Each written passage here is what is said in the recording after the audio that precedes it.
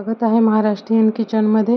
आज आपण श्रीखंड कसं करायचं ते पाहणार आहोत, घरच्या साध्या सोप्या पद्धतीनं।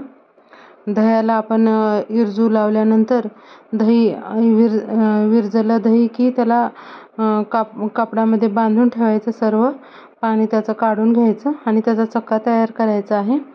खूप साधी सोपी रेसिपी आहे, पण मार्केटमध्ये घ्यायला गेलं तर खूप महाग मिळतं। मी चक्का इथं बनवला आहे, पाहू शकता तुम्ही। थोडंच दह्याचं बनवलं आहे। तुम्हाला जास्त बनवायचं असलं तर जास्त घ्या, कारण पाणी जास्त निघतं आणि दह्याचा चक्का कमी तयार होतो। तुम्हाला जास्त क्वांटिटीमध्ये पाहिजे असेल तर दूध जास्त घ्या।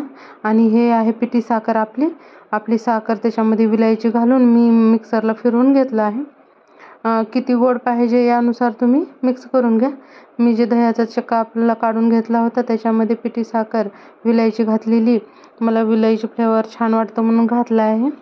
तुम्ही ह्याच्यामध्ये पिस्ता बदाम वगैरे घालू शकता, किंवा केसर घालून दूध थोडंसं चमच्यावर, कलर त्याच्याने छान पिवळा पिवळा येतो विकतच्यासारखा। पण मी साधं सिंपलच ठेवलं आहे, मला असंच आवडतं म्हणून।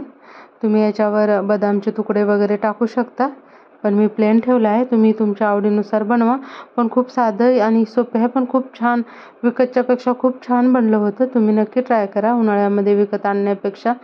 आणि आपण हे फ्रीजला 2-4 दिवस ठेवू शकतो, पण चांगलं बनल्यानंतर हे राहणारच नाही म्हणा जास्त दिवस। तर माझ्या रेसिपी आवडत असतील तर चॅनलला लाईक करा, शेअर करा, सबस्क्राईब करा।